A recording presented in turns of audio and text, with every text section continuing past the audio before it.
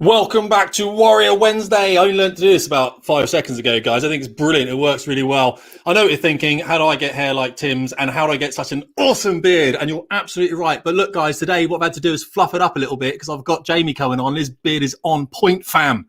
So look, I've just made it a little bit bigger. So when he comes on in the beard hierarchy, there's only one top beard on this stream. Okay, so I've made it nice. Look at that. He's got no chance, has he? No chance when he steps out of here. Guys, really appreciate you joining us. We're streaming live to YouTube to see where that works, as well as Facebook to see where that works as well. So thumbs up all around. Whack some stuff in the comments. Let's go through some ground rules and we'll drag Jamie out because I don't want to keep a guy like that sat away because he is super valuable to us. Right, this is me, Tim Davies, Fast Jet Performance. You might recognize who I am. Guys, if you want to support the channel, throw enough coin in there, Bitcoin or anything like that would be really cool. Anything in there, that just helps to pin any comment that you might have, and he's definitely going to answer. But if you are asking a question of Jamie today, guys, and you should, because he's got a lot of knowledge, then write in capitals. It means I can see it quickly, because the eyes are slowing down as I'm getting a little bit older, you know what I'm saying? Not slowing down that much, but they are slowing down. Also, guys, DCS flying. I've just got down from a trip. Seriously, it feels realistic. I haven't got down from a trip. I just come in from my 4-screen computer VR rig next door where I was running a stalling package for the advanced that we're also running now. We're running advanced and tactical flying on the syllabus. Pow! You can't even see it because the thing's in the way, isn't it? That we flew on this T2 here and on the T1 over there. I've taken those syllabi, and I've made them into compliant with the F5E and the FA18C, which are both great jets, by the way, guys. And I've been flying then just a minute ago with about 14 people this evening out of an airfield in southern Russia called Anapa doing stalling training. Fantastic, guys. Learning a lot. And the last one's, guys, down here. If you want DCS flying, go to Patreon, Tim Davies. The last one, guys, I do have an active spin course going on, spin recovery program going on at the moment with 7 men who want to take back control, mindset, motivation. Okay, so if you want to be part of that, guys, then either go to spinrecovery.com and register or get in contact Tim at Fast Jet Performance. Okay, I'll try and board every 6 weeks, but I can't guarantee I can put you on a course if you don't apply early enough. Either way, it's just a 20-minute phone call with me to see whether it's actually what you want. Guys, bits of news then. Obviously, we've talked about Shadowlands, we've talked about spin. Let's get Jamie out and start hitting this, and then I'll fill you in with some details at the back end of this convo, and I'll let you go hopefully about an hour. So, Jamie Hunter, photojournalist. I don't think I need to do more, actually, but there are some things you need to know about him, about the projects he's doing. And if you do, when you find out, you're going to be all over this stuff. The amount of value this man brings is significant. So, let me bring out Jamie Hunter, please. Good evening. How are you? I'm going to make something that claps when people come out soon. So we can do that. Well, after I've been on. Okay, thanks. Yeah, after you've been on. Yes, we'll see how you do. Jamie, look, brilliant to have you on board. Obviously, there's a lot of things I want to talk to you about. There's a lot of things that I know people want to talk to you about. People see you as a photojournalist primarily, but there's a lot of other things that are going on. Can I just start with saying, how did you get into this thing in the first place? How does someone just drift into taking pictures of jets? Wanted to be a fast jet pilot in the Royal Air Force, quite honestly. Did air cadets, loved aeroplanes. First air show when I was 3. My dad took me to Farnborough. Just a love of jets. I really love jets. I'm really into fast jets. I wanted to be a fast jet pilot. Did air cadets. Did a flying scholarship, and combination of these puppies and the defence cutbacks back in 1990. Meant that, yeah, I didn't make it. So was inspired by a few people who are out there, and most notably Katsu Tokunaga, Japanese photographer, absolute legend in the business. And I thought, yeah, he gets to fly in the back of jets, actually. I quite like the look of that. There's a way I could do this, potentially. Yeah. And so, yeah, kind of started getting to know people. The Sea Harrier community was a really big thing for me. I got to know some really, really good mates in the Sea Harrier community, and they helped me hugely. Low-level shots in Wales, you know, when that kind of now is obviously the Mac Loop. Everyone knows who the Mac Loop is. Because I'm really old, back then when I started doing this stuff, no one really knew what the Mac Loop was. There were a couple of people that were up there doing it. They were out there getting shots of jets in the valleys. And my good mate Rich Cooper and I decided to go and check out the Mac Loop because we had a low fly chart and we saw the roundabout of the circle of valleys. decided to go in a January in in the mid-90s, and it snowed that day, and it was so cold. We saw one Tornado 03, and we're like, yeah, this is quite cool. So yeah, got to know some of the squadrons through that, made connections, got to know people, and this is all about who you know. That's where it comes from. Funny, isn't it? Because we used to get people phone us up on the squadron and say, we're in the hills today. And we go, oh, we'll come through then. Because we'd be doing a sortie to the south or something. And you wouldn't normally come up to the Mac Loop if you didn't have to. It's good training for the student. But normally, if you work in the Western Plain down there, LFA 7 or something, you might just pull out and just come across the peninsula back home. But if we knew guys were in the loop, we just put the jet through there for them just because it means they can get some pictures. And then it's just good for them, isn't it? They haven't wasted their day. So it's extraordinary because when I first started going up there, I mean, there was no one there. You might meet one person. It's really busy now, obviously. But back then it was Jags, it was Harriers, it was Tornadoes, it was all sorts of stuff. I mean, as a kid, I think the real thing for me actually started with low level because as a kid we went on a holiday to South Wales. My dad and I used to sit out on a dry stone wall and watch F111s, RF4s, you name it, Buccaneers, Jags, Harriers, and that's where it came from, really. So to go and then connect that with going to Wales, and when I first started going, it was that stuff. Now, I don't think RAF Frontline really does any low level. The Strike Eagles at Lakenheath do quite a bit. So there's not a lot of trade to see anymore. Drop that bomb straight in, that truth bomb straight into the conversation. We're only 8 minutes in already. Well, it's true, and it's not from I'm not talking about any dark reasons for it. No. Ultimately, these jets ply their trade at in Block 4. Yeah, I mean, I could even make a joke about that and say, well, I am going to drop, but I can't really because you're absolutely right. F-35, you're sitting up there, aren't you? You're master of the world, and you're not down in the weedosphere. I was chatting to I was chatting to Andy. Well, I can't do it. Is it? Yeah. It's the GRs, isn't it? Yeah. So I've got one over. Well, there's my picture here.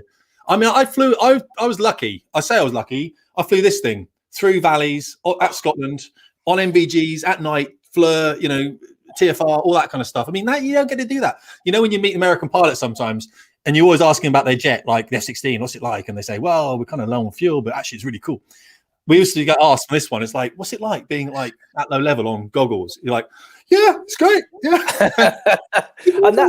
But that's the thing that really always has fascinated me because as well as taking pictures, I write as well. And it's those types of stories because I've been lucky enough to have a taste of it. I've been lucky enough to go and fly in some jets. I kind of turned that dream into a reality through what we can talk about how that happened. But and it's you hear those stories and you think, oh my God, I just did a load of stuff for the War Zone that I write for, which is an American website, which has a huge following.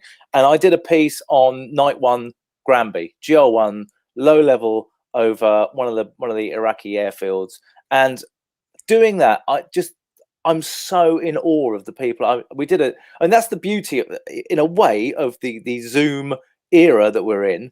You can connect. People are much more readily available to connect over long distance or whatever. And actually, it's been helpful in some ways. But I had the GR1 front and back seaters talking about their first night Gulf War, and they were doing a JP233 attack. So I did a piece on JP233, and I just sat there in awe. I can't believe you did that. It's like you're saying about the MVGs low level in Scotland or wherever you are. It's just on TF, train on a radar. And these guys, some of them disengaged TF as they went over the target. Yeah, flight manually on the flight director. Oh my God. I would mess that up because there was 3 buttons and you could get that wrong, by the way, like in a huge way. If you put the flight director in without the train following radar and you were like, yeah, I'm cool. It's like, you're not. There's nothing flying this jet. It looks like it. Just to go T dot, ZCL and CRAM, which is part of that. And then you have to kind of make sure and looking at it. And then the nav in the back would be like, are we in? I'm like, I think we're in. Are we good? Are we good? But that's the thing. For me, I feel really privileged, and I don't mean to sound crass. I feel really privileged to have been able to operate in those circles. To go and I'm not a pilot, but to go, hopefully not be a prat on a squadron, but listen to what these people do and what they have done, and the stories I've heard. And it's day-to-day stuff for a lot of people. It's an absolute privilege. Yeah, well, I mean, you do it for 20 years and you leave, of course, because it builds up some, stuff, doesn't it? But no, absolutely right. I'm going to just look through some comments real quick to make sure that everyone's connecting. All right, everyone else. Sure. Hey, Dan Denham's there. Everyone's good. Right, good. We've got a good crowd ahead of us today. That's really good. We'll have a look at some of these later, and yeah, we'll get some of these questions coming out. So you've got some photos at some point that we have to look through, because you're one of the rare people that when I look at, I don't really look at plane pictures anymore. I just, you don't. Yeah. Everyone says that. Yeah, that's it. Yeah. But when I see yours, I'm like, how did he not die filming this? How did this happen? You know, and so I want to know how you managed to get away with so much, basically, because I've never. Yeah, sure. I would say, can I just jump in just very briefly and say that you know, this isn't any cleverness. This is just lucky enough to get in there in the first place, get a back seat, and my first ever back seat was in a Hawk out of Yeovilton with fixed wing standards, and I learned very quickly on that first sortie that a pilot's idea of a good shot and how to get a good shot isn't my idea of how to get a good shot. They're very different. Yeah. They work in very different ways. It works in very different ways. So I'm trying to achieve a shot that looks really dynamic and like, wow, but actually it's quite benign. So, you know, whereas a pilot, you know, that first sortie, we were kind of barrel rolling around the formation, and I'm like this, you know, going, I'm literally not getting anything here. And so it's just experience. That's all it is. Well, the best shots I did when I started writing, because I write like you, obviously. I used a little GoPro stuck, and I had loads of lanyards to make sure it didn't fall off in the jet, of course. And you're not allowed to do that, but whatever. I was leaving, and I just took stills of it. Took stills of a high res GoPro, and then you just add in post a bit of dynamic sort of coloration or something like that, and you get the ones I want. Now they're not going to be blow up kind of super ones like yours, but for the content I was writing, to get people to read it and to get their eyes on, it was enough. It was enough. You know, it's brilliant. Yeah, GoPros are fantastic. GoPros are great. If only people were more relaxed about mounting them. But, you know. Yes, well, I think the Americans are. I mean, I've seen guys hang on carriers, and they're pretty good. But the Royal Air Force there's something about that. And I've seen some stuff with the Reds now where they're doing some good stuff in the back of the jet with 360 cams, which are really innovative. But this is what, 2021? This, you know, the amount of time, I've always said the service lags behind by about 5 years, probably through some safety aspect or just some, I don't know, we could talk about that, but we're not going to. But right, let's have a look. I've got a whole world of photos here, and I like them all. So let's jump in. Let's jump in with number 4.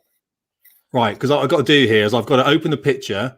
I've then got to share this. I don't think there's any great way I can do this other than do this in a very mandrolic kind of way. So we're going to be clicktastic now for a second. I'm going to share that. I'm going to share that. I'm going to find the picture. You wouldn't believe this. Oh, here it is. Oh. Fire! Look at this. Yeah, I'm a big fan of the Strike Eagle. The Strike Eagle is a seriously good aeroplane, and it's lovely. It's got 2 seats, which is great, which is an absolute blessing. So, would you believe that this is on Sailor Creek Range, flying out of Mountain Home? Wow. And the idea was to get a shot of him with the bomb coming off.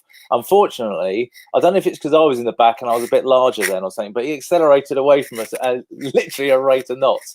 The bomb came off a bit later. But this shot is just better framed. So yeah, low level out of Mountain Home, pair, dusk into night sortie. Yeah, it's lovely. Full blower. I've been lucky. I've done a lot with the Strike Eagle community, a lot with the Lake and Heath guys. They're a brilliant bunch. Yeah. So yeah, I just like that one. We used to try and kick them out of North Wales airspace. Used to come over like an 8-ship wall, and we're like, guys, I'm trying to teach stalling here. And they're like, well, that's the thing, you know. And Lake and Heath's going to have 4 squadrons soon. It's going to have 2 squadrons of F-35s and 2 squadrons of Strike Eagles. You know, there's a lot going to be going on there. It's like our entire Air Force on one base. It's a lot of jets. The way the integrated review's going at the moment, we're not going to be anything left, are we? There's a lot of jets at Lake and Heath. They're a good bunch. There's a few others. I mean, I can go through a few others. I'll move away from Strike Eagle. Number 1 is probably another nice Strike Eagle one if you want to pull up or push down the Strike Eagle theme. Yeah. This is the one I want to talk about, actually. This is, I thought you might. This is your 4-ship of Strike Eagles in Wales. This was in Wales. This was up near Vernwy or something like that, just probably about 20,000 feet above the loop. That's with the 492nd Fighter Squadron out of Lake and Heath, and that was shot last January, I think it was. Okay, so this is like magic, isn't it? It's like somehow, obviously, you're snapping at a rate of 26 billion frames per second. I would have thought to try and get the best. One shot, Tim. Come on, it's one What shot. You're like, you sniping this? Is that what you're saying? A little bit. You're like, but you must get that wrong. You're like, guys, yeah, I liked it. It was great. Can we just do that another 12 times, please? How do you? Where are you here? If I'm your airplane, going, yeah. Are you? What are you doing? This leaning out back somewhere? Or so I've actually gone. I'm looking back over my shoulder. So essentially, if I can get the side right, that jet is kind of there over my shoulder. He's essentially in a swept echelon. The nearest jet to the camera is in a swept echelon to us. And so if you look here, I've got the camera, I'm holding it kind of backwards like that. Yeah. So I'll look back over my shoulder, I'll grab hold of something, I'll crank myself around, I'll frame it, and then we'll call the shot. And he's essentially, the nearest guy is essentially doing an unloaded aileron roll towards us.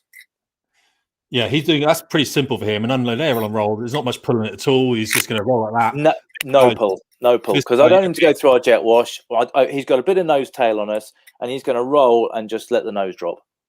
Yeah, that makes a lot of. This is what people don't understand, by the way. This is brilliant. So I get that. He's rolling. There's no lift on the wings, really. Not going up. So he's just going to drop that nose all the way. This guy's pulling what? Maybe just 1.4 G or something, but nothing really. So the guy, my brief to him was full backstick, and he did do full backstick. Really? And it was, he was gone so quickly. You can see a bit of spluff on top of him. He's pulling hard. Number 3 is essentially rolling to 45 wings and going with an upward vector, and number 4 is overbanking and going with a downward vector. So everyone's going away from each other. He's pulling.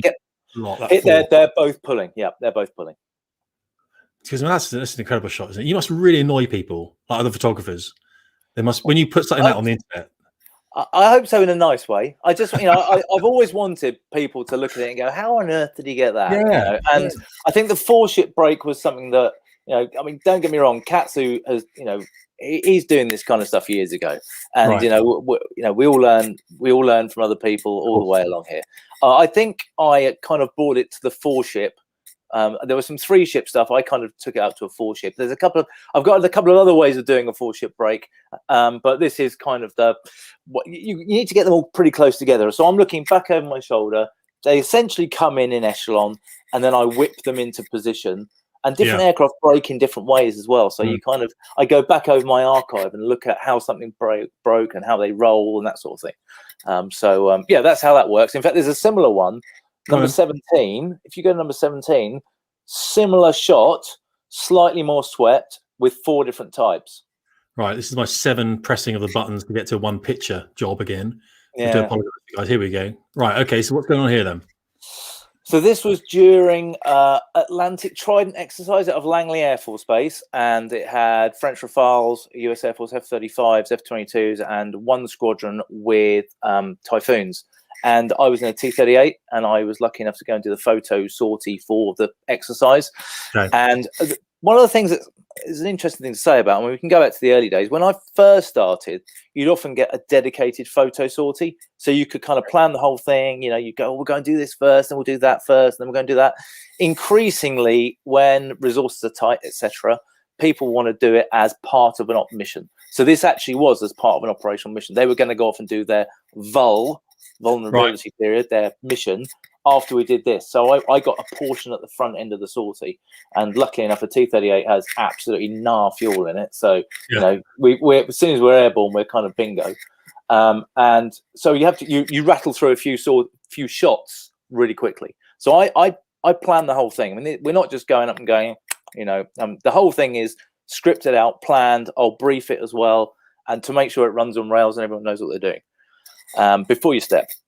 Yeah, I was going to say you got to brief it. Yeah. So we had 1 go at this. We had a chance to do 1 go, and we did it first time. Bloody hell. Yeah. I think the Typhoon mate there, he's like, I don't want to be anywhere near these other 3 aircraft. He's like, I'm out of here. I'm home. That's it. It went really well. It went really, really well. So, and you can see that overbanking now from the Typhoon, because you can see that's why I went to it next, because you can see what I said about rolling to overbank and then just letting the nose drop. That's why we did that. And there are different ways of doing it. It's not always that tactic for the shot, but for that particular one, that's how I wanted to do it. Just stuff like that, Do you do much? So this is a bad question to probably ask on this picture, because I suppose you can't really do too much with it. But do you do much post on this? Yeah, a little bit. Yeah, yeah. You put it in the Lightroom, do you? Maybe a bit of clarity or something, and bit of Lightroom. Yeah, not a huge amount. Bit of Lightroom, and I mean, sometimes you want to play around with it and give it the beans. I mean, if you go to number 28, for example. Oh, we're on a roll now. Look at this. We're on a roll now. We are. The thing is, I'm going to forget now which ones I've talked about already. Yeah, ask a photographer to show you some pictures. We're going to be so. Anyway, guys, this is hour 17 of our live stream. Yeah, it reminds me of the old slideshows I used to do for my wife when we first met. Oh, I can imagine. No, it's like, show me the holiday snaps, please. So, what have you done with this one then? That's got a bit of Lightroom on there, and then then into Photoshop just to finish it off and size it and take any bits and pieces out of it. But that's. Yeah, I like that. Went up on Twitter this week, and it actually got a really good response. That did. So yeah, I'm trying to big up the F-35 this week. So that was an artist, really. Well, I think that's probably your job. Seeing as about to lose half of them, it sounds like, doesn't it? It's like, hang on, what happened to the F-35 again?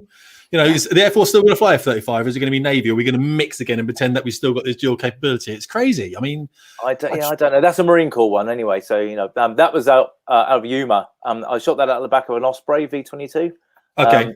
So, and that was just I wanted to do golden hour on the West Coast because I love the West Coast of the States. I would move there if I could, and golden hour. And we were going to go to where were we going to go?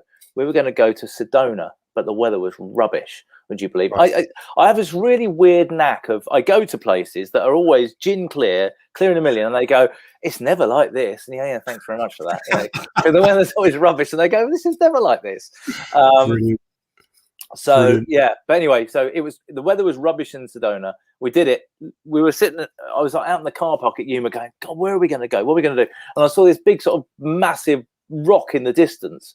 Like, let's go there and do it there. So we literally did it just outside the circuit at Yuma. I never knew that. There's not much going on at Yuma, apparently. I sent one of my members there. Oh, really? Yeah, a bit of a bleak place, but not much of a party town. In the town, there's a good steakhouse in the town. Oh, is there? Okay. Yeah, okay. But anyway, that's from an Osprey, which was brilliant. And in fact, the Osprey. Now, if you go to the next one, 29. See what we've done here, guys. See what's happened here. Well, there was sort of a bit of a plan in it, but so the thing is, what you don't get very often is that you land and they go, how was that? Was that good enough? You go, yeah, it was great. Because if you go, no, it wasn't good enough, they think, oh, this guy isn't very good. But they went, is it good enough? I tell you what, tomorrow, should we chuck on an extra sortie? We've got another spare one if you want to go and do it. The jet's flying anyway. So like, yeah. So let's go and do this one. And the idea of this was showing it in Stovall mode. Looks like it's coming off the runway at Yuma in Stovall mode, basically. And interestingly, a pilot's idea of a good shot versus my idea. The guy flying it, lovely guy, said, well, what I'll do is I'll get airborne. If you fly through, I'll get airborne and fly up at you. I said, no, that's not going to work because you'll be miles away. No, he said, I'll get really close. I was like, it's not going to work. I'll tell you what, we'll do it anyway. Can we do my way as well? And he's like, yeah. So my way is we'll fly through in formation together, literally go and fly a circuit. We'll come through together with you aboard in formation. And as we get to this point, you're going to easy turn, roll off to the right. Yeah. I haven't put the takeoff one in the selection. No, because it'd be that big. It's like when you try and film air combat. You go, let's go film air combat. It's like, well, you can't see him. It's what I teach on Shadowlands. It's like, no, guys, if you're tiny. That's the whole problem with air combat. It's like F5 against F5. You can't see these things. They're miniature. That aircraft has more doors than my house. Look at that. I haven't seen that kind of angle before. And that's what you're quite good at, is revealing a side to an aircraft that I haven't really even thought about. Yeah, hopefully it invites you. And one of the things I like doing is putting into context as well, not just against blue sky and cloud. I want it to be with scenery and stuff in the background. So just a bit more interest, really.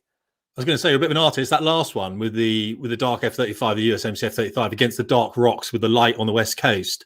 You've got that colour, haven't you? They're like the same colour. Oh, dude, it's an amazing shot. The light out there is just unbelievable. It's beautiful, absolutely beautiful. Let's talk about another bit of scenery. Can we go to 25, please?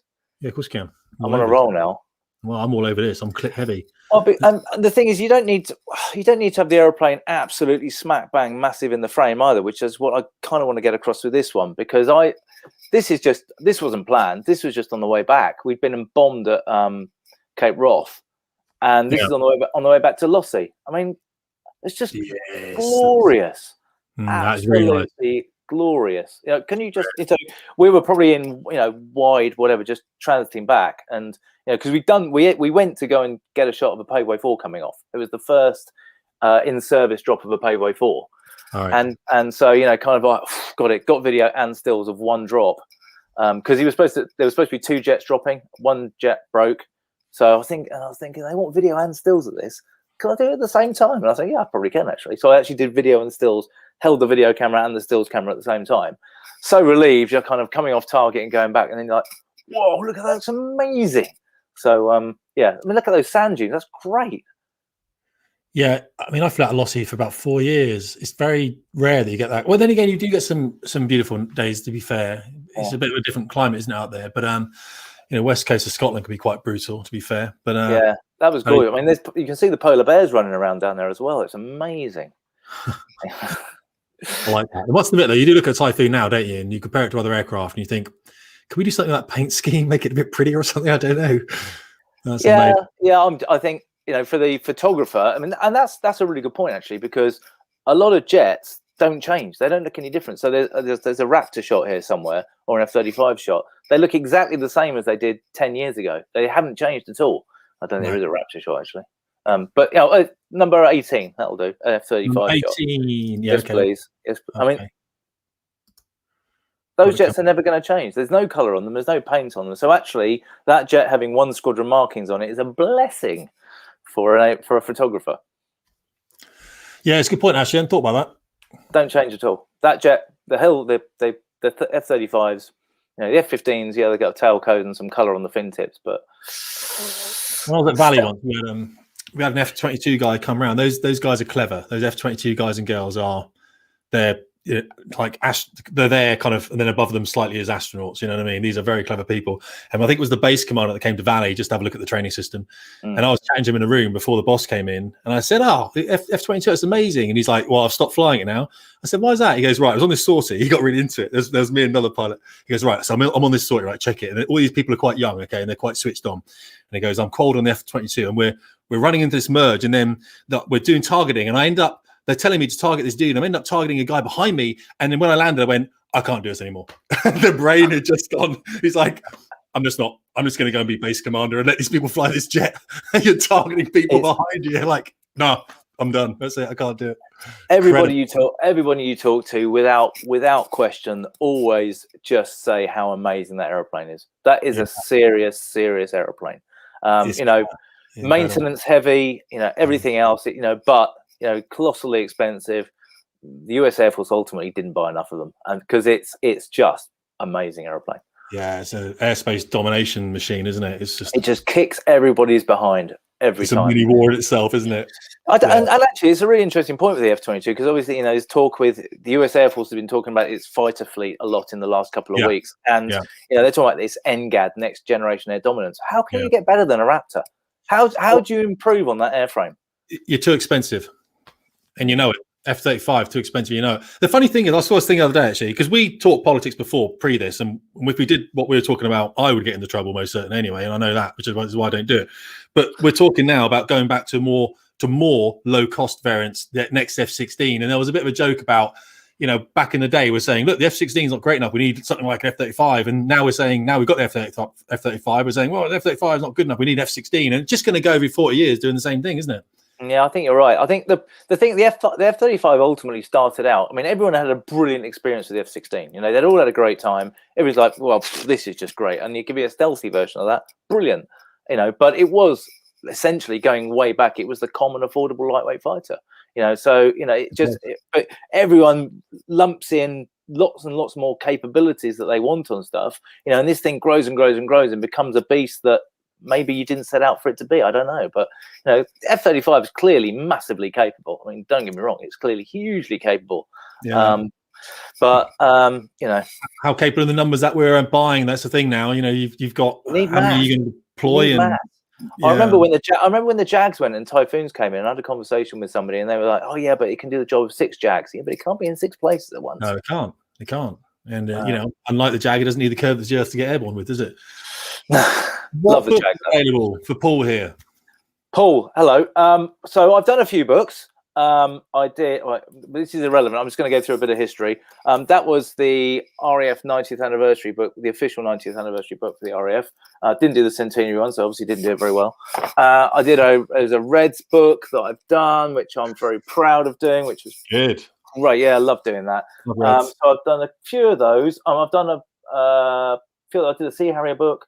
I've just done a Tornado tribute book with Ian Black, who I think you know, and that's a coffee table book that is available from Fire Street Books.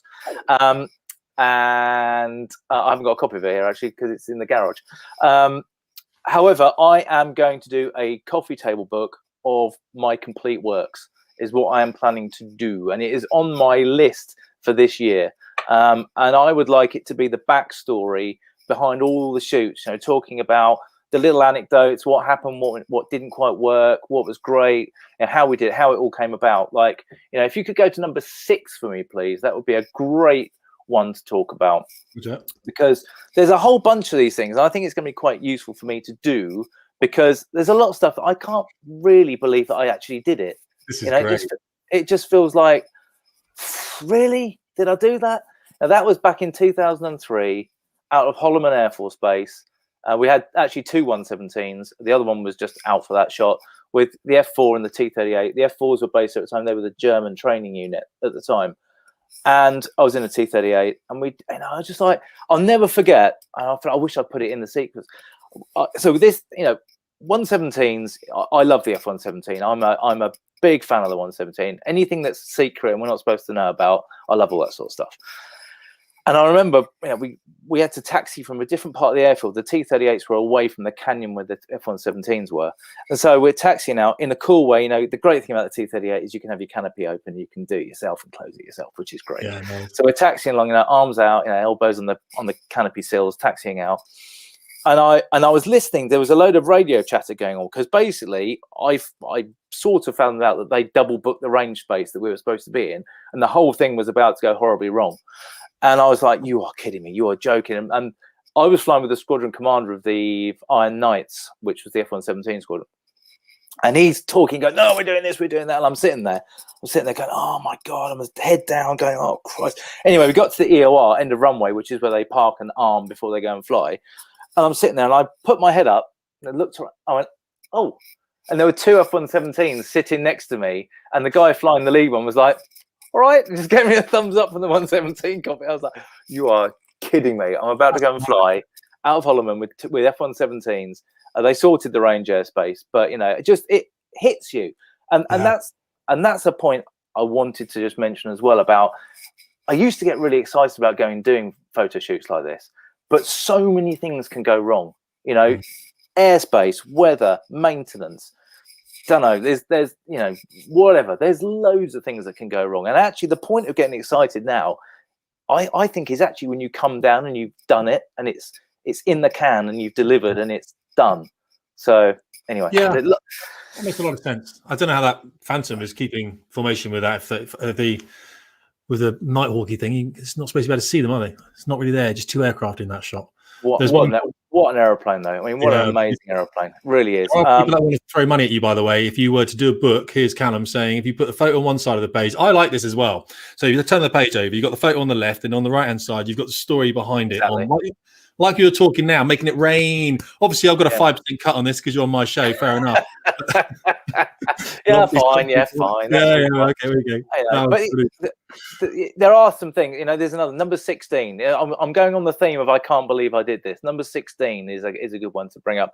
I'm sorry, we will have to come up. I'll have to give these to you in a much slicker manner if we ever do this again. Yeah, no, it's all right. I'm going to trot through a sequence of I can't believe we did this. And this is okay. Yep, good stuff. We like that. I could give you a sequence of that as well, but it's not safe for YouTube. Mine's aviation.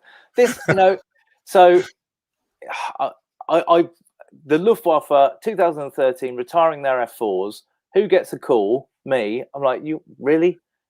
We want you to do that 4-ship shot, that 4-ship break shot with our 4 painted jets. And we did it. And I actually flew with them the year before, and then I came back and did this. I was lucky enough to get 4 trips in F4s, 2 with the US Air Force and 2 with the Luftwaffe. And this was just, you know, I can't believe it. That's a real can't believe. And the brilliant thing about it is, because a lot of it, you think, I can't believe I did it. I had a GoPro in the jet with me as well. So now I sneak off to the office and go back and watch it and get it. Oh yeah, I did do that. That's great. So, but the thing about the F4 is, little lever there so you can open your own canopy. It's great. You open your own canopy. You sit there in this thing.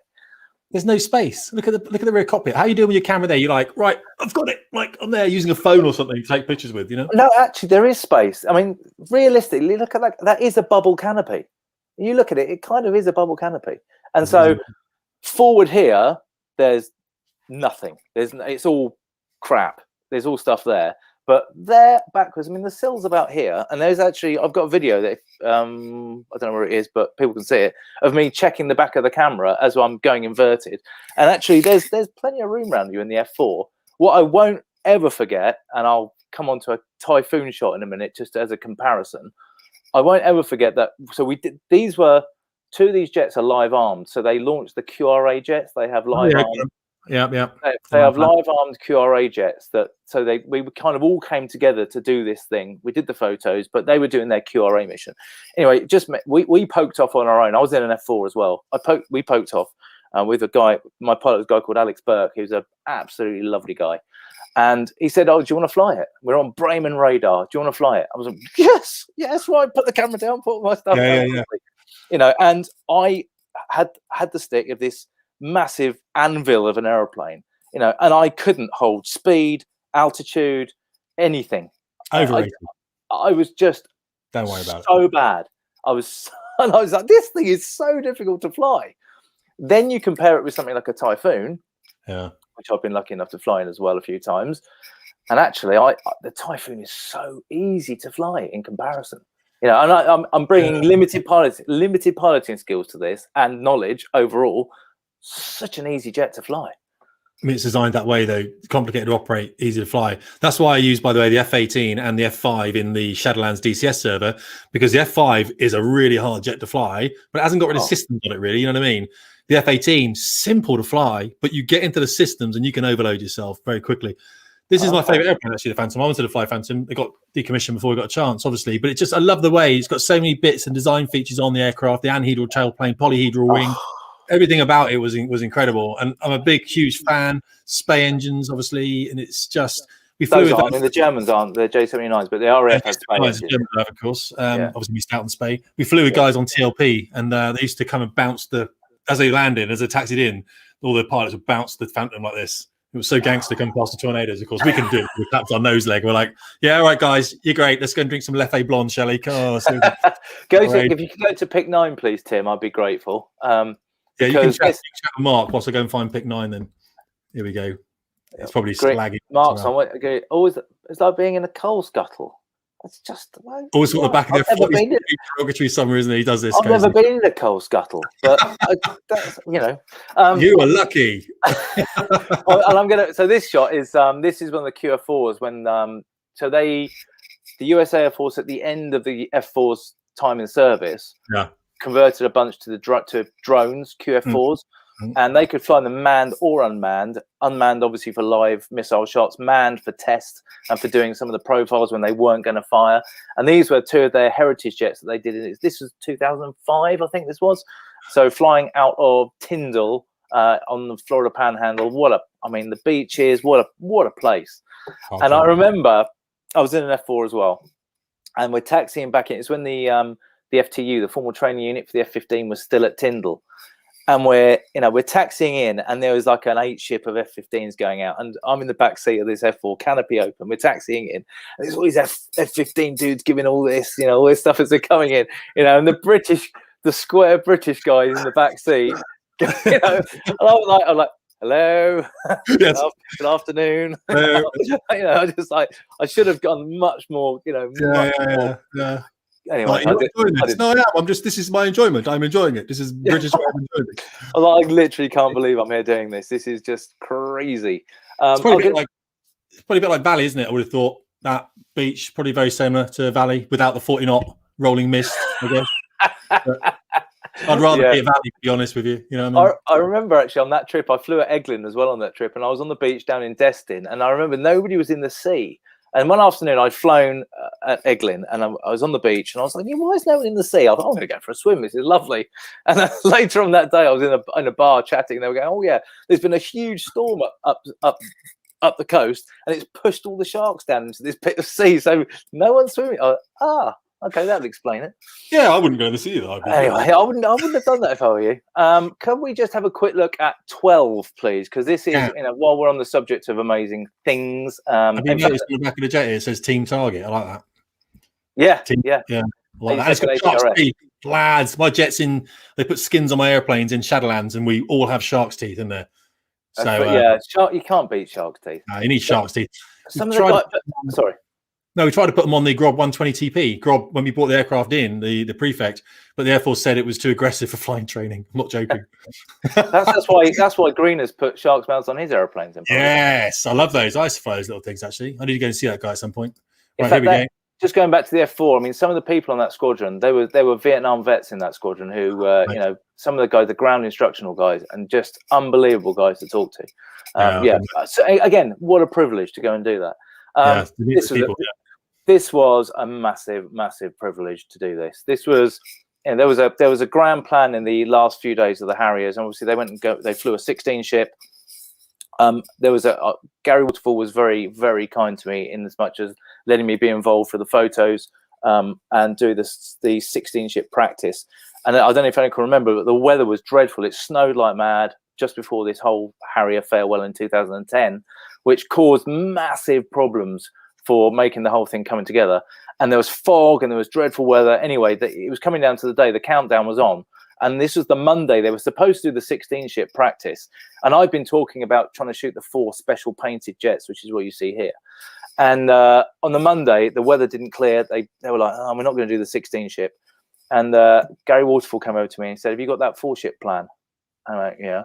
He went, well, we think the weather might break enough. And the weather did break enough. And in the end, I mean, it was foggy, and then just late afternoon it broke. And I mean, he made absolutely the right call. But we got airborne as a 5 ship, and I was lucky enough to fly in a Harrier T12, I think it was then, T10 or T12, and we did that stuff. And then I chased the 16 ship practice as well. I mean, that was amazing. That was absolutely amazing. Well, we got the 4th one down here. I know you can see it, right? There's the 4th one.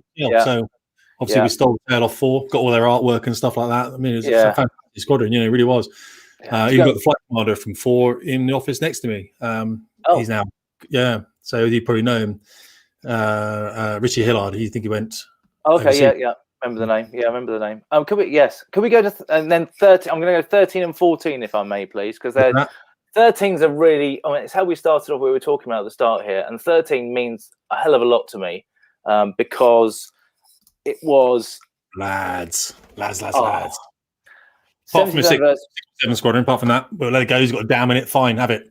I hatched this plan for the 70th, and this is what happens. I can't come up with an idea, and I float it past some people and see if anything kind of sticks. And luckily, a very good friend of mine helped out and put this together. But essentially, the plan was GR4 over a dam with storm shadows on it for the 70th anniversary of the Dambusters.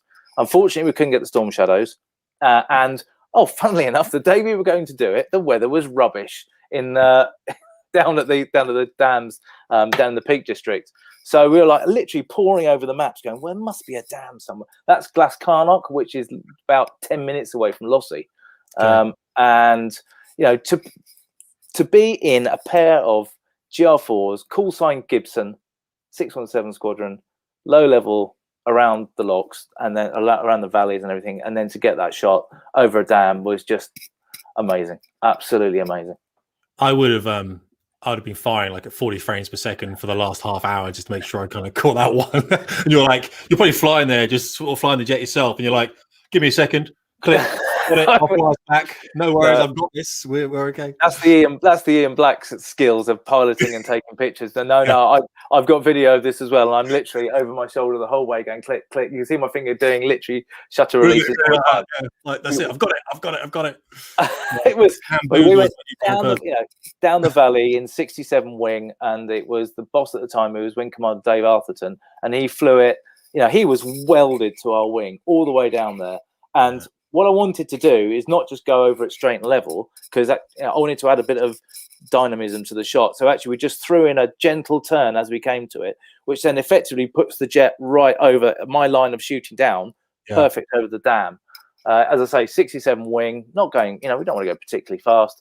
And I think the first time the sun wasn't out, so we did go around again, because as we know, you can go over a point twice in low level. Twice, yeah. So we went around again, and we got it the second time. That was just epic. As I say, and I keep a lot of my memorabilia as well. I've still got the the Doms card with Gibson 1 and 2 on it. Oh my goodness, so lucky. And the next one, 14, please. Just in terms of being lucky, while we're on the subject of being lucky. Yeah, this is a great shot. I remember these come out. I remember thinking, "How have you done this again?"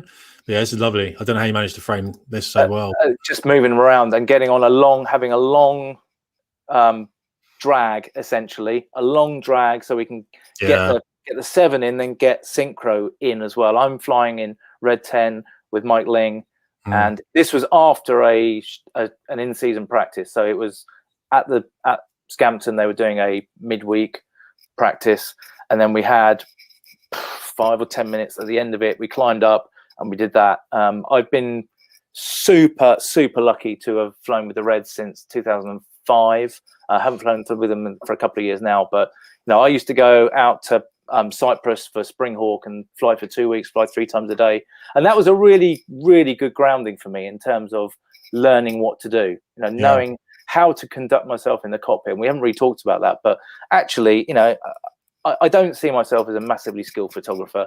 I've got experience of how to conduct myself, what to do, what not to do, and in the Reds, you've got a stick waggling around between your legs because you're in the back and it's connected, and you don't want to knock that. As much as you're getting into taking shots, you don't want to nudge that stick in close formation or stamp on a rudder pedal or say anything, or just you don't want to do it.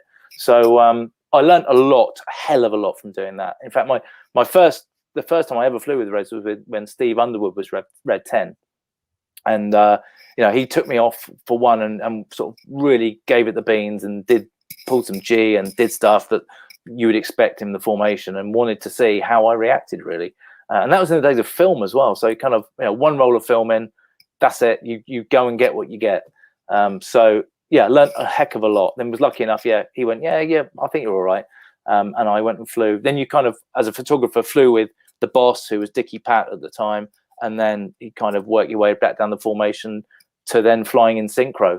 And it's not just stills as well. I do a lot of video, and in fact, there's a film in the Science Museum, which is like a Red Arrows experience, and I filmed that on stereoscopic 3D camera, which I held like that. They made a rig that they were going to fly, and in the end, it ended up with me holding it, and I just held it like that for sort of 6 sorties in the back seat, shooting video. So you just sit there for half an hour for the display, and that's at the Science Museum now, and then did the same thing with the Saudi team as well.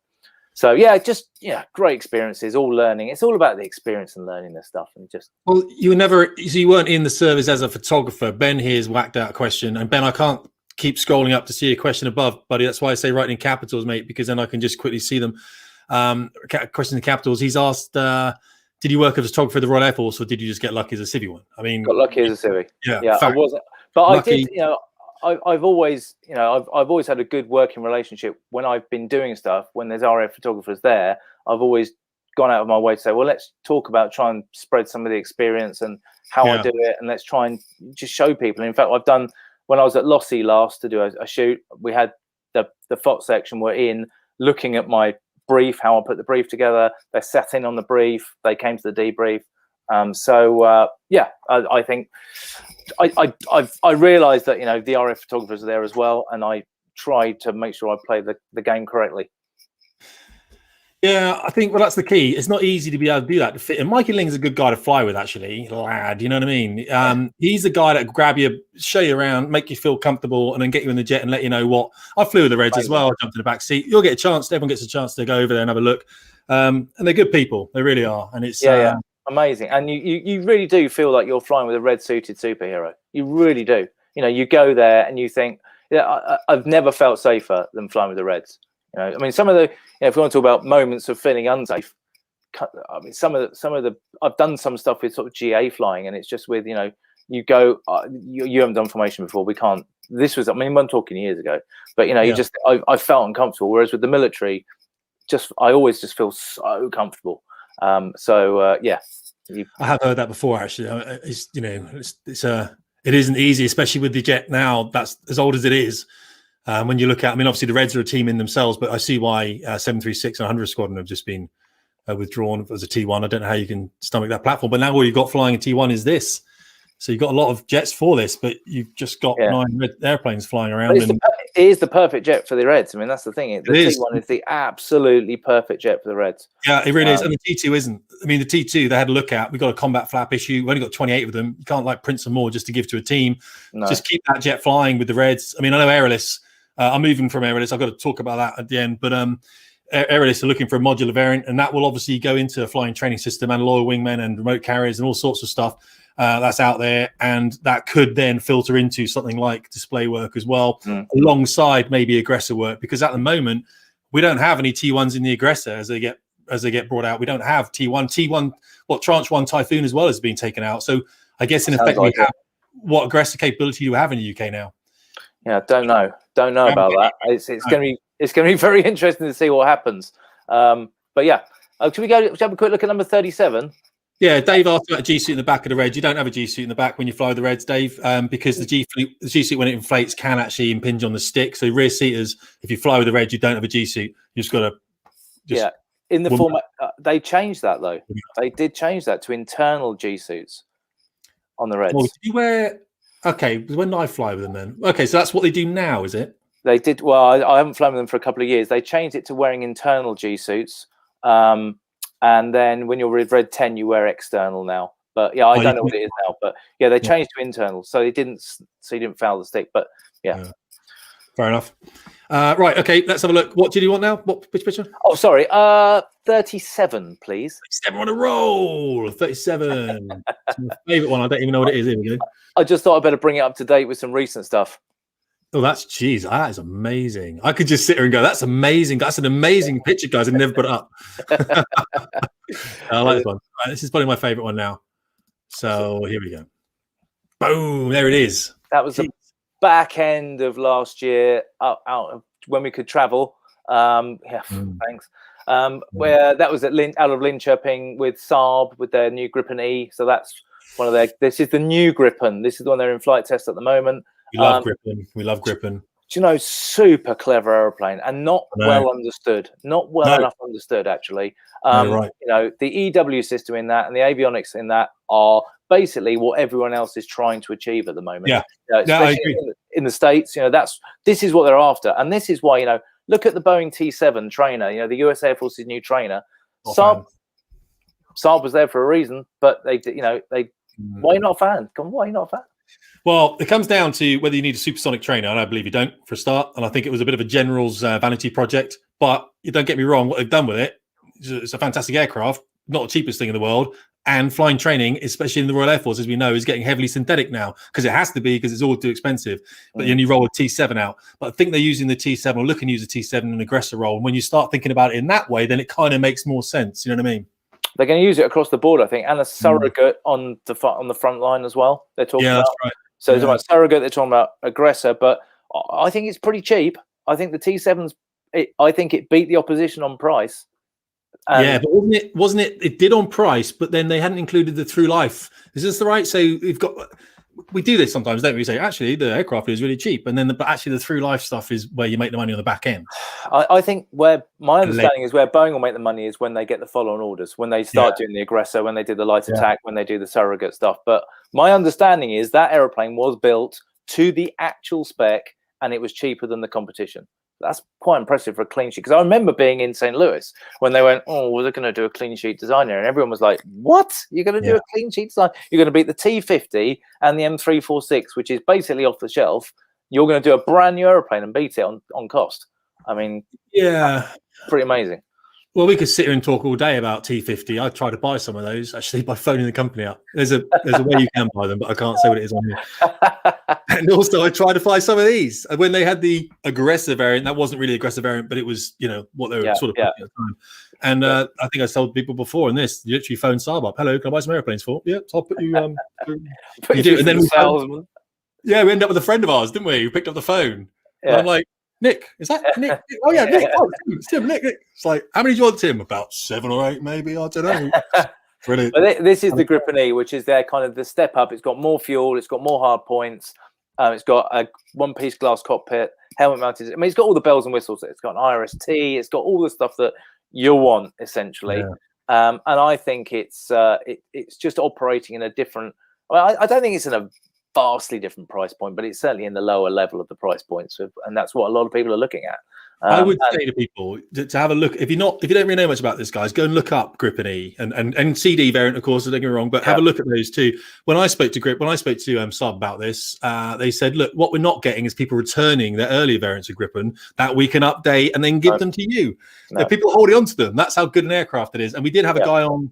Well, 2 guys on this squadron, and one of the guys was a Gripen pilot, and he gave us a brief about Gripen. And I remember the whole briefing room, which is unusual on a Royal Air Force squadron, by the way, just being silent for the brief. And afterwards, he said, "Oh, any questions?" And everyone was sitting there going, "Well, when can we buy Gripen?" I think we said this the other week, didn't we, Tim? We were talking about it, and I said, my feeling is, you know, however you feel about the Gripen, it probably does everything as well as you need it to do it. Yeah, as well as you need it to do. Yeah. For most air forces, this will do and then some. You know, it will do it and then some. You know, it's everything. Yes, it's not stealthy, but it's got a very, very smart EW system on it, which Saab would argue means you don't need stealth. I mean, and this was labelled this back in 2012-13 when they started talking about the Gripen E. They labelled this. Well, Saab didn't. A very, very well-known writer labelled it the stealth killer, because of the IRST and the radar. You know, this was the first jet to have an AESA radar on a swash plate. You know, I mean, you know, I mean, that's impressive. Some serious gear. So, you know, on the swash plate, so the AESA is turning and able to look off the nose out to the sides, like a side lobe radar, essentially. Yeah. So, yeah, very clever. Around. Yeah, exactly. Cranking in the merge. Yeah, it's brilliant. Exactly. Cranking the merge. Exactly that stuff. I mean, it's like if people go and read about this thing, all of a sudden you step away from it and you think, so why? And I'm not a critic. I'm not criticizing the F-35. I think, you know, I'm a big fan. You're a big fan. We're a big fan. Yeah. When you start looking at cost of these things, and then you look at something like this. My thing with the Gripen, and this is where we get deep into this now. People are like, show us pictures. It's like, no, we're having a talk about Gripen. It's turned into Gripen Monthly. Yeah, it's his fast jet Gripen now. That's what we're talking about. This is a whole new channel on the YouTube. It's all about Gripen. When I look at this, I just look at what we can carry with Gripen and fuel and range and things like that. And that gets me a little bit worried. So I go back into it and read some more about it. And I look at the system. So I go systems and I go, what can I carry? You know, in systems. And I keep going between the two. So I know what happened though. I'd phone Nick again selling these things and he'd come and give me a brief and I'd be like, oh, heart Gripen again. So it wouldn't take very long. The E's got 30% more fuel than the CD. Oh, is it? Okay. Yeah. Yeah. So they knew that fuel was a thing and they addressed it with the E. It's probably in there, isn't it? They put the fuel in here, probably fuel on this bit here, fuel in the tank. Where else you put fuel in these bits on the end? Just stuffed it in everywhere, haven't they? Actually, I've got a question for you, actually, Jim, because I don't really know about this, but I did something about it recently. So apparently the jet suggests stuff for you tactically. Now I know I've heard of kind of flyouts and stuff like that in HUDs and things like that, and based on mission data, but I've never, and it will do it fully autonomously as well. Have you heard of that before? Well, just suggesting stuff. I mean, yeah. So what you'll get basically in a lot of these airplanes. Now, I teach on the F-18, which doesn't necessarily do that as such, but it does have a clever way with EW and the way it's kind of puts the symbols in the HUD and all that sort of stuff. Some jets will give you a flyout. So the F-18 tells you where your threat is when it's off HUD, this sort of stuff. So you can go, oh, so I can snap over here. There's the threat, target, snap back out. It's a bit legacy in the Hornet. So this thing's obviously, you know, way up there, tending towards, no one knows what 4th, 5th, 6th is anymore, do they? I mean, it's all blended now, isn't it? But I guess this stuff is saying the F-18 will give you, for example, the highest priority threat radar to you, so the most dangerous one, and dump it in the center of your EW. It doesn't mean it's the closest one to you, but the way that, and I'm an EY as well, so I can't go too deep in this. But it just prioritizes stuff and makes it easier for the pilot. A lot of jets do similar things like that. I had a navigator in the back, I had a weapons officer that would help me with that stuff, you know what I mean? But They didn't want to get dead, did they? But yeah, that makes sense. And it's very clever. It's very clever what some of these things do. Yeah. Aerolis is looking at this as well, by the way. So it's not turning into the Gripen show, though. I suppose there's lots. Can we just have a quick look at 34, please? Oh, because we've got to put Mark's picture in it at some point, haven't we? Oh yeah, you'll get all upset. Yeah, you need to go in there. We're chucking it at the end. 34's got a little story. We talked briefly about Red Air earlier, and so this shot that's coming up now, I was in another Strike Eagle. This is in the Utah Test and Training Range. Okay. I'm not. Sorry, that's 30. Oh, there's two 34s. 34 JPEG. Sorry, not. There's two 34s. I've just realised. That's me doing a video. That's me illustrating the point as you can film little bits of video on the phone. That's just my takeaway from that little cockpit tour on the phone. Brilliant. Little gyro. The one I'm after is a F-15 dropping a bomb. Where we're looking? 34. It was 34. What was that? No, there's two 34s. There's... Ta-da! Oh, I've got it. I do apologise. I was reading a comment there. No, it's my bad. My bad. Well, we haven't talked about aviation barbecue or anything. You talking to people who are super interesting about super interesting stuff, apart from me, of course. But we need to talk about that at some point. Well, yeah, I'll go to that next. If I may. This one, I just wanted to say about this. We talked about Red Air briefly earlier, and so this was a 4-ship of Strike Eagles doing a thing called Combat Hammer, which is basically they all go and get to drop live stuff in the States. This is in the Utah Test and Training Range. He's dropping a GBU-31 JDAM, and it was a 4-ship, and the plan was this is like the squadron commander's jet. We want to get the JDAM coming off it.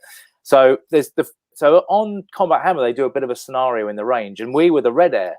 And I'm thinking, great, I've done a bit of Red Air before, and I've never ever seen the other jets. And basically, a lot of the time, which is really interesting, so as the Red Air, you don't go and do all this stuff and all that kind of stuff. We literally flew into the range,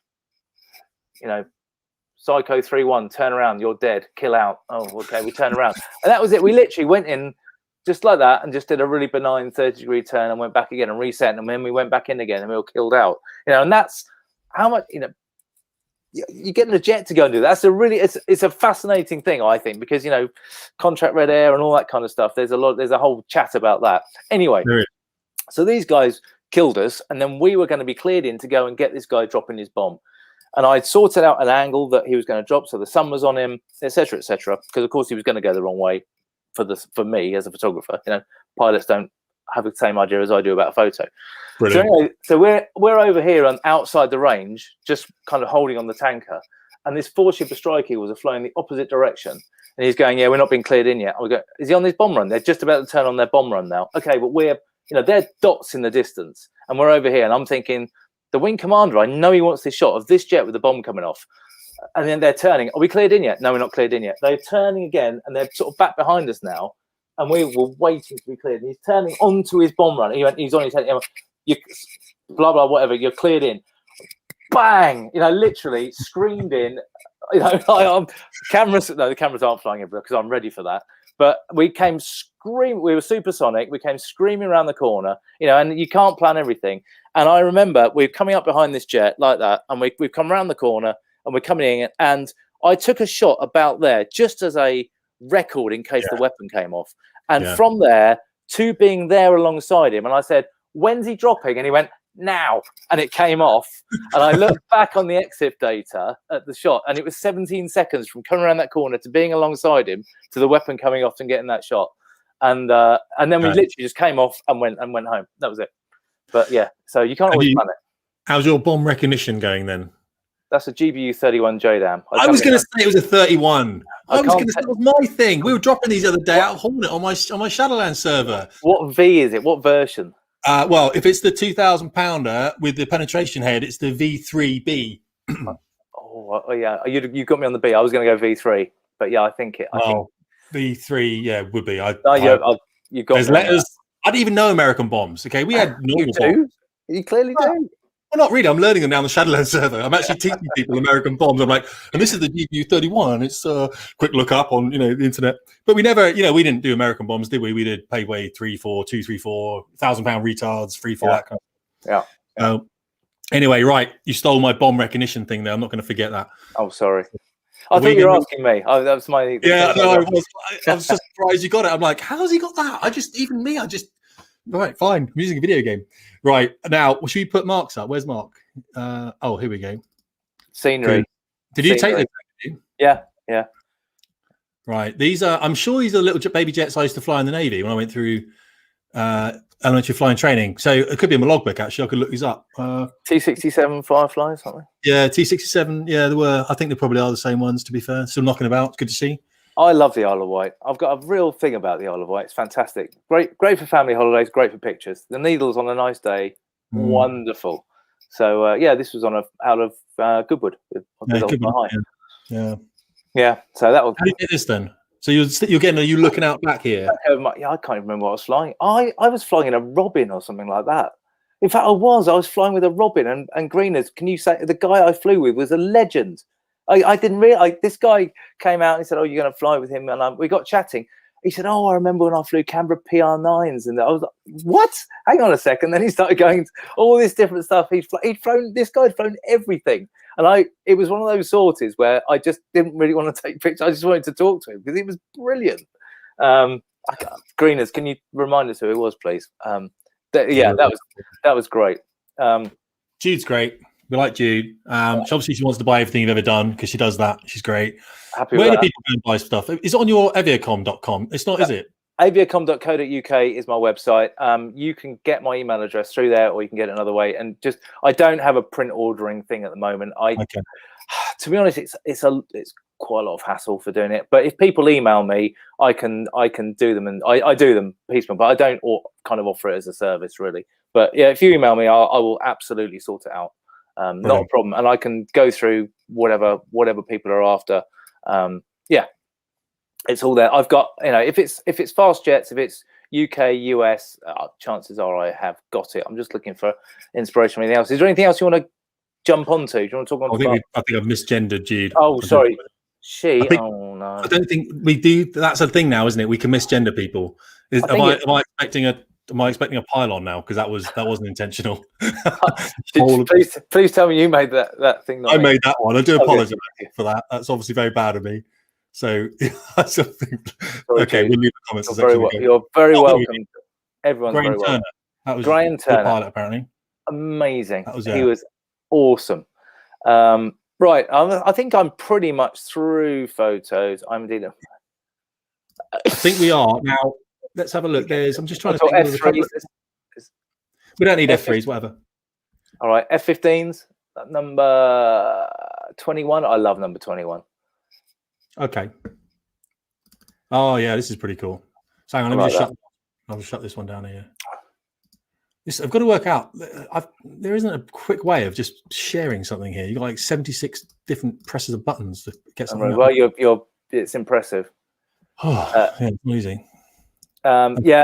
This was a great sortie. So a very, very good friend of mine in the Air National Guard with the New Orleans F-15C Guard unit.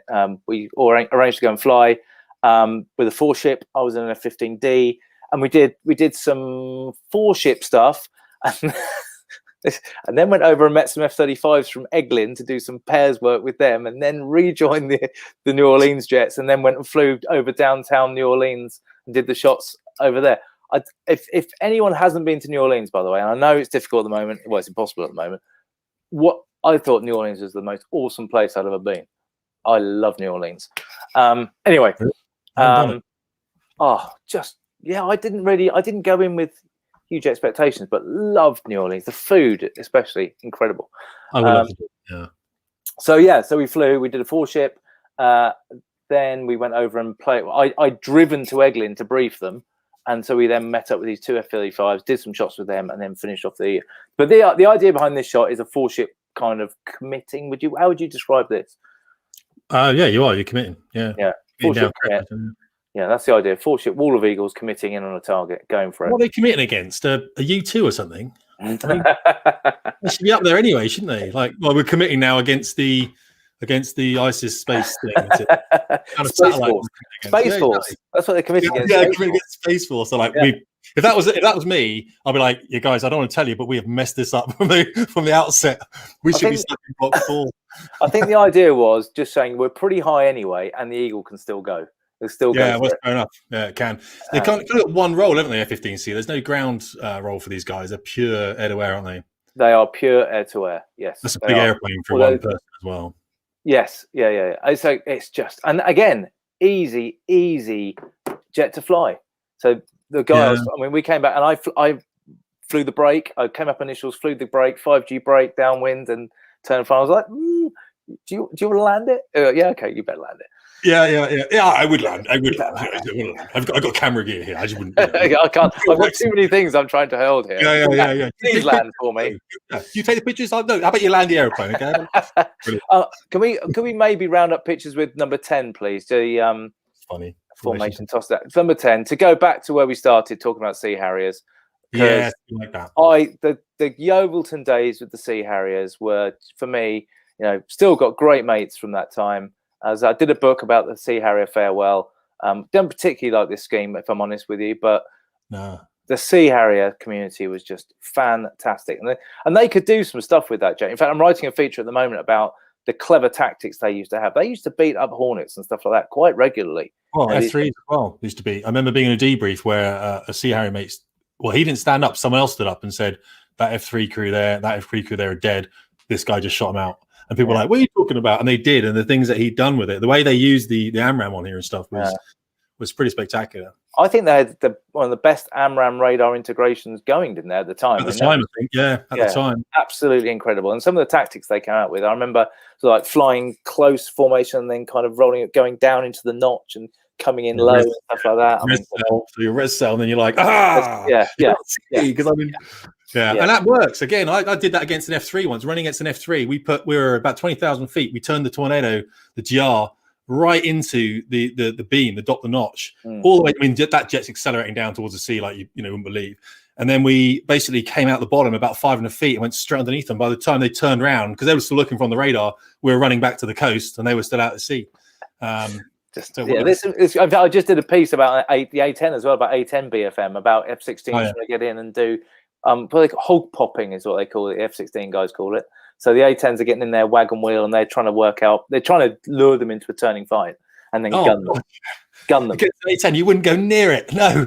I mean, that gun alone. The thing about it is, it's got a huge wing, isn't it? Very slow speed, and the F-16, of course, wants to rate about 400 knots. I mean, exactly. You're there trying to fly this F-16 slow, and this thing's just turning inside you with a gun that's going to take off. You don't want to be near that. I wouldn't be. Same with attacking helicopters. It's hard to kill helicopters because they just keep pointing at you and firing things at you. Like, this is annoying. I'm going away. You're just annoying. You're buzzing. You're annoying. You're a helicopter. I don't want to be here anyway. I'm going to go and kill it. I'm going to go and kill jets or something. Apparently, the time to be worried about from an F-16 guy, the time to be worried about the A-10 is obviously looking at the angles that he's at. But when you see the smoke from the gun going up over the canopy rather than going underneath, because if it's going over the canopy, he's pulling hard into you. So. I'm very, very cool. Have you got anything you want to? Well, what's the highest and fastest you've flown? Callum, why are you asking that question for? The man's a photographer, crying out loud. Okay, I have absolutely no idea. No idea.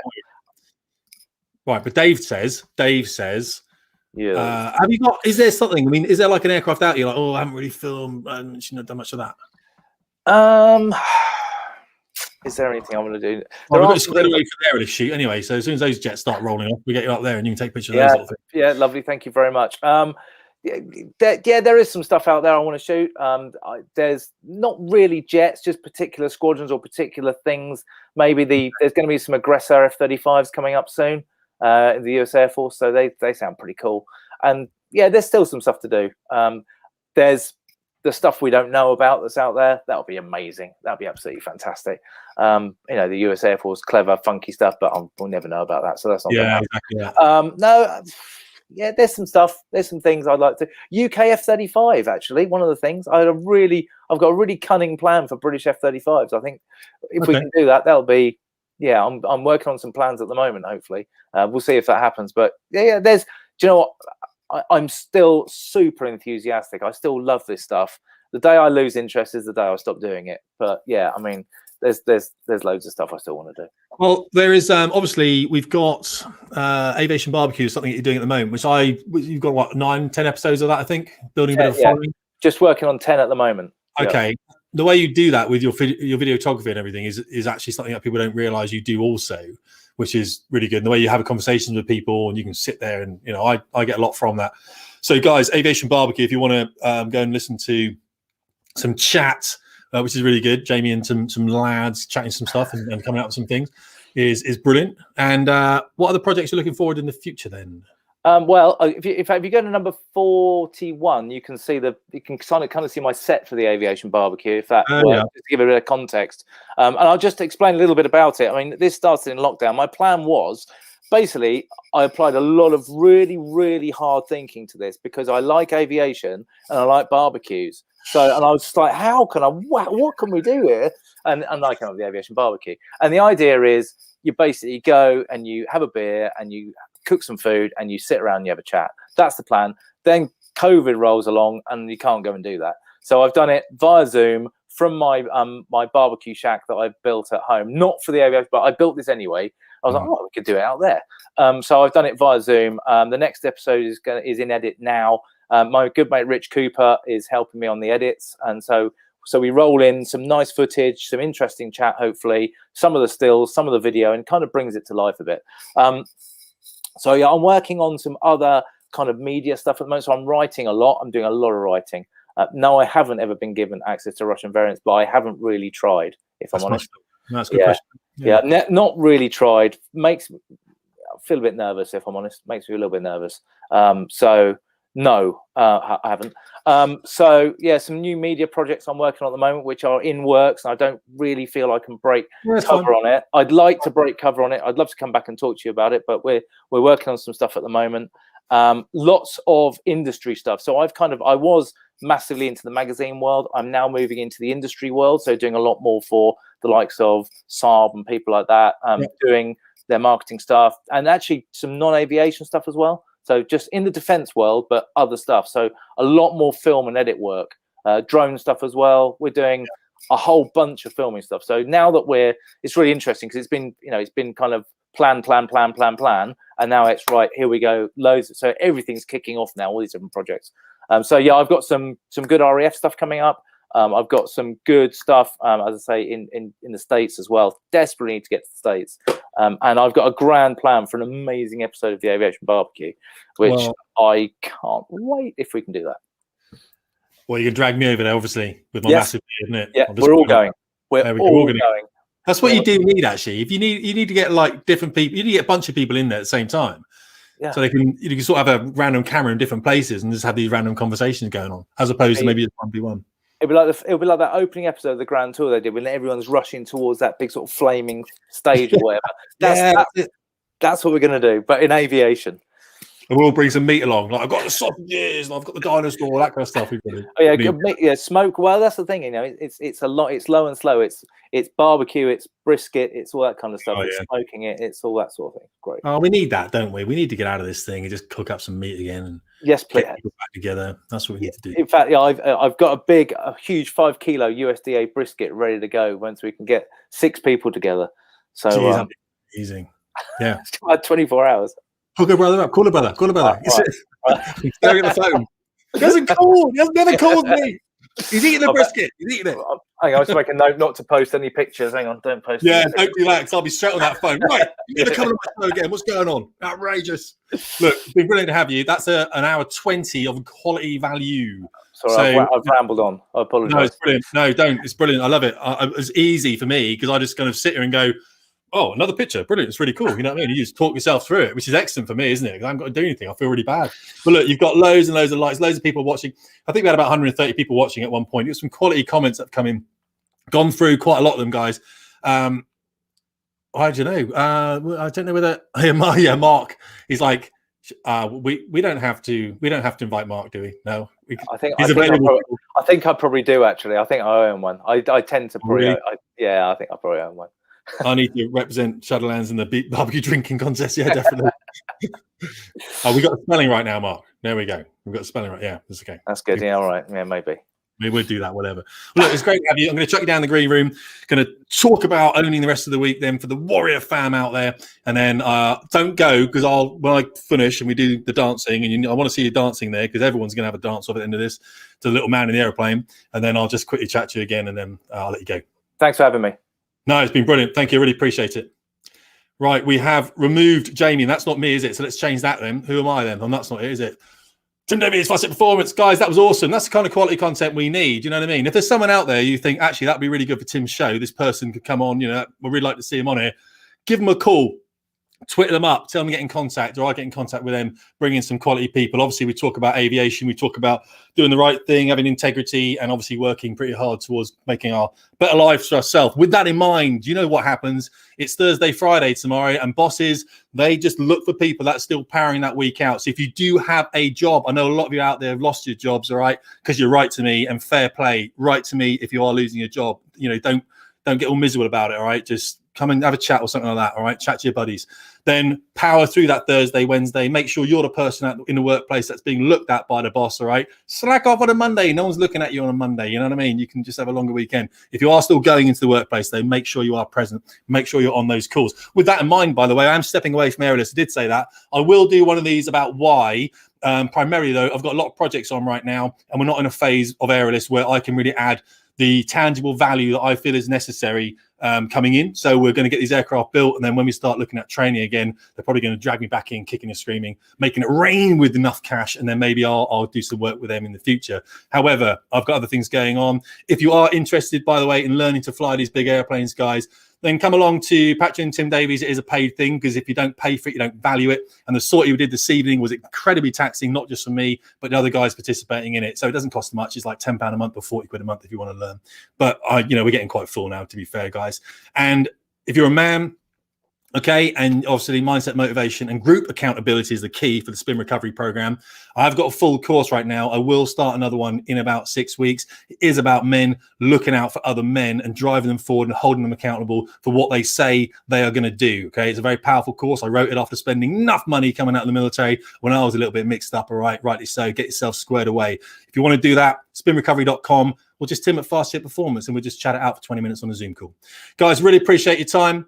We're going to dance it out, aren't we? We know we are. Right, I've got to get this lined up, because I know you at home, you're like, all shuffling around. You're like, right, get up. Get the disco ball on. Here, it's going to be amazing. Right, let's go for the brand. Okay, here we go. Guys, until next time, he says, about to put this on. Okay, I want you all wiggling around. I can see you. You don't think I can? I can see whether you're dancing or not. I can see whether Jamie's dancing or not. Right, thanks so much. Thank you, Jamie. Thank you guys for being on here. Tim Davies, Fast Jet Performance.